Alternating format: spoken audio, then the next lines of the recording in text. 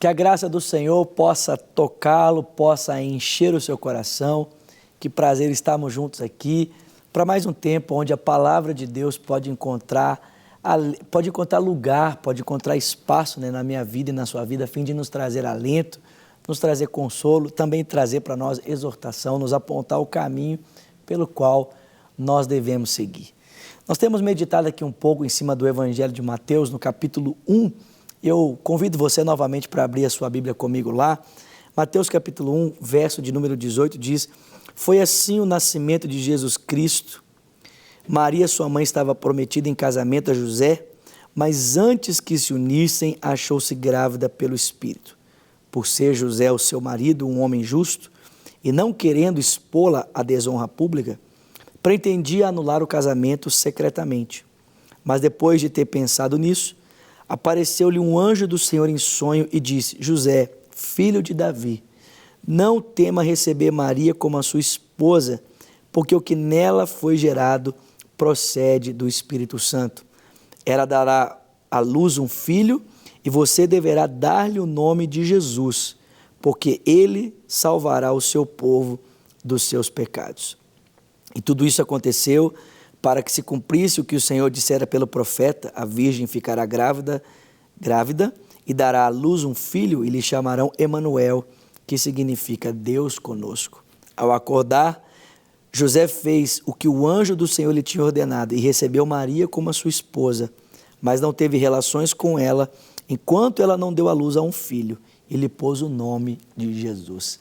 Esse texto é muito lindo, mas ele nos faz pensar um pouco sobre as implicações do projeto de Deus na vida, na história de José e de Maria. Deus está escrevendo uma história, Deus tem uma carreira preparada para cada um de nós. E essa carreira que Deus tem preparada não são para os grandes, não são para os poderosos, não são para os competentes, não. São para os fracos, para aqueles que são escolhidos pela graça, são aqueles que são escolhidos pela benevolência de Deus. Não são muitos os nobres, os de forte nascimento, não. Deus escolhe as coisas loucas, as desprezíveis, as que não são, para confundir aquelas que são. E aí Deus nos escolhe e Ele pede de nós coisas simples. Deus nos pede para realizar atos simples e Ele então transforma esses simples atos em atos extraordinários. Agora, é claro que a carreira de Deus tem implicação para a minha vida e para a sua vida. Assim como aos atletas da Olimpíada escolherem se tornar atletas profissionais, isso teve implicações para a vida deles, assim isso também tem implicação para a minha vida e para a sua vida. Ninguém nasce sendo um Michael Phelps, né? A pessoa não nasce e amanhã se torna um Michael Phelps. Ninguém nasce sendo uma Marta. Ninguém nasce sendo um Nadal. Essas pessoas precisaram treinar, dar duro na sua vida para se tornarem esses grandes competidores, né? Ninguém nasce sendo um Neymar. Apesar do talento natural estar presente ali, é necessário desenvolvê-lo, é necessário treinar, é necessário dar duro, é necessário disciplina para que esse talento ele possa ser desenvolvido. Bom, se tornar um atleta profissional já tem implicações, imagina viver o propósito de Deus. É claro que viver o sonho de Deus tem implicações. E a gente viu aqui um pouquinho das implicações do projeto de Deus na vida de Maria, né? Quando Maria disse sim para o anjo Gabriel, ela estava correndo o risco de perder, talvez, a realização do seu casamento. Mas não foi apenas Maria que disse sim para o anjo. José também disse sim. Ele disse sim para o projeto de Deus. E já parou para pensar a implicação do sim de José para o projeto do Senhor? O texto diz que José começou a perceber a gravidez de Maria, né? Eu fico imaginando, talvez faltando 6 meses ali para o casamento deles se concretizar, para que José pudesse possuí-la de fato como a sua esposa, apesar de ela já ser a sua mulher. E o texto diz ali que José esperando, de repente ele começa a ver a barriga de Maria crescendo, né? Eu gosto de ilustrar assim, porque fica fácil de compreender.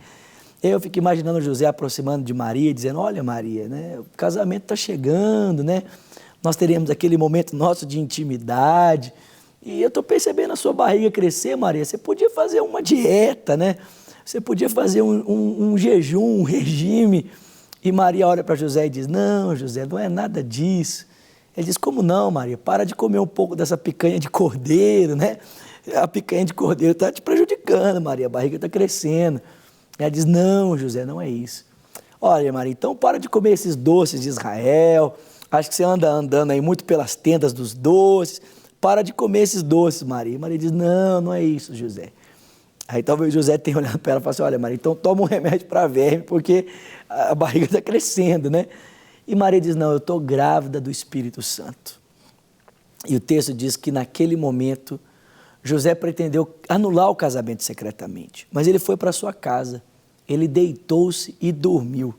E o texto diz que no sonho um anjo apareceu para ele e disse, José, não tema receber Maria como a tua esposa, porque o que nela está sendo gerado é obra do Espírito Santo. É maravilhoso isso, não é? Mas já parou para pensar se fosse você? Imagina, você que me ouve ou me assiste, né? Imagina você, 6 meses antes do seu casamento, talvez você seja aí um jovem solteiro como eu, 6 meses antes do seu casamento, a sua noiva aparece grávida. E ela diz que está grávida do Espírito Santo. E aí você tem um sonho com um anjo dizendo que o que nela está sendo gerado é obra do Espírito Santo. Seria fácil para você acreditar nisso? Seria fácil para você abraçar essa palavra e caminhar na direção do projeto de Deus? Vale lembrar que naquele tempo casar com uma mulher grávida era uma desonra pública. José estaria sendo envergonhado diante da sociedade daquele tempo. Mas o texto diz que José decidiu caminhar contra a incredulidade e caminhar contra a opinião pública. O projeto de Deus na vida de José trouxe a ele vergonha, não apenas a ele, mas também Maria, né? Já pensou Maria entrando na igreja, né? Entrando na sua cerimônia de casamento grávida? Se nos nossos dias, quando uma moça casa grávida, já é um escândalo na igreja, imagina naquele tempo, num vilarejo tão pequeno, de pouquíssimas pessoas. O projeto de Deus na vida deles custou a sua honra, o seu reconhecimento, custou a opinião pública que eles tinham diante das pessoas, né? Custou acreditar, às vezes, no impossível. Eu pergunto a você, está disposto a caminhar dessa forma? Está disposto a abraçar a vontade de Deus, ainda que isso custe a sua desonra? Talvez nesse dia abraçar a vontade de Deus para você vai levar muita gente a olhar para você e dizer, olha, a pessoa perdeu o juízo, hein? Vai levar alguém a chamar você de radical demais, porque não é verdade, não é isso que acontece normalmente quando nós decidimos andar realmente debaixo do querer e da vontade de Deus. As pessoas olham para nós e elas dizem, olha, radicalizou, ficou extremista, né? Bitolou, agora virou um crente bitolado. Mas preste atenção, em prol do projeto e da vontade de Deus, Maria e José escolheram a desonra para honrar o nome do Senhor. Está disposto a isso? Que o Espírito de Deus me ajude e te ajude a abraçarmos a desonra do Senhor, abraçarmos a desonra por causa do nome do Senhor, a fim de glorificarmos o seu nome. Deixe com você o telefone da paz, 3429-9550, e também aquele convite tão precioso, né? Aos domingos, às 20h30, acontece o culto Cristo Vivo na rua Manuel Macedo e você é o meu convidado. Venha estar conosco, vai ser tão precioso podermos juntos adorarmos o nome daquele que é o Senhor da minha vida e o Senhor da sua vida. Que Deus te abençoe e, se Deus quiser, nos encontramos aqui amanhã para continuarmos refletindo na palavra do Senhor. Até lá.